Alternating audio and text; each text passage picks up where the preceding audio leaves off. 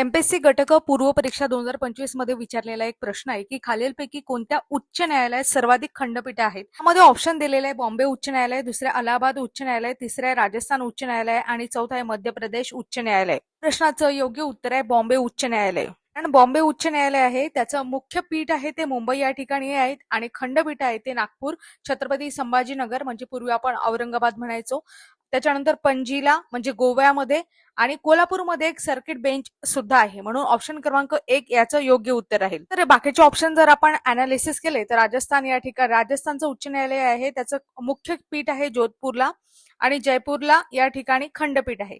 अलाहाबाद उच्च न्यायालय आहे त्याचं मुख्य पीठ आहे प्रयागराज या ठिकाणी म्हणजे अलाहाबादमध्ये आणि लखनौ येथे खंडपीठ आहे. त्याच्यानंतर मध्य प्रदेश म्हटलं तर मध्य प्रदेश उच्च न्यायालय त्याचं मुख्य पीठ जबलपूर या ठिकाणी आणि इंदूर आणि ग्वाल्हेर या ठिकाणी त्याचे खंडपीठ आहेत. बॉम्बे उच्च न्यायालयाबद्दल सांगायचं झालं तर गोवा आणि महाराष्ट्र राज्य आहे, तसेच दादरा नगर हवेली, दीव दमण या केंद्रशासित प्रदेशांवर सुद्धा याचे कार्यक्षेत्र आहे. आता उच्च न्यायालयाबद्दल अधिकची माहिती सुद्धा पाहू आपण. घटनेमध्ये राज्यघटनेमध्ये भाग 6 मध्ये प्रकरण 5 अंतर्गत उच्च न्यायालयाशी संबंधित तरतुदी करण्यात आलेल्या आहेत. त्यात पहिलं उच्च न्यायालय जर आपण बघितलं कलकत्ता उच्च न्यायालय होतं. पूर्वीचं नाव त्याचं फोर्ट विल्यम हे होतं आणि आता कलकत्ता उच्च न्यायालय म्हणून आपण त्याला ओळखतो. भारतीय उच्च न्यायालय कायदा 1861 अंतर्गत 1 जुलै 1862 रोजी याची स्थापना झालेली आहे. राज्यघटनेतील कलम 214 ते 231 उच्च न्यायालयाशी संबंधित आहे. 14 मध्ये सांगितलेलं आहे की प्रत्येक राज्यासाठी एक उच्च न्यायालय असेल. 215 मध्ये उच्च न्यायालय हे अभिलेख न्यायालय असेल सांगितलेले आहे.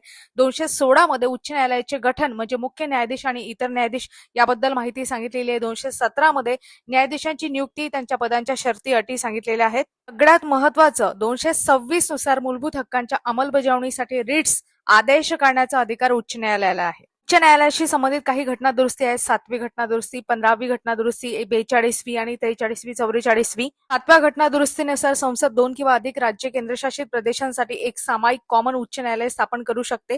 15व्या घटना दुरुस्तीनुसार जे काही न्यायाधीशांचं सेवानिवृत्तीचं वय आहे उच्च न्यायालयाच्या ते 60 वरून 62 वर्षे करण्यात आलेलं आहे. सुद्धा आपल्याला माहिती पाहिजे. तुम्ही मला सांगा सर्वोच्च न्यायालयाबद्दल की सर्वोच्च न्यायालयासाठी भारतीय राज्यघटनेमध्ये कोणत्या भागामध्ये तरतुदी करण्यात आलेल्या आहेत. सर्वोच्च न्यायालयाची स्थापना कधी झालेली आहे, पहिले न्यायाधीश कोण होते, या प्रश्नांची उत्तरे तुम्हाला कमेंट बॉक्समध्ये द्यायची आहेत. तर प्रश्नांची उत्तरे नक्की द्या.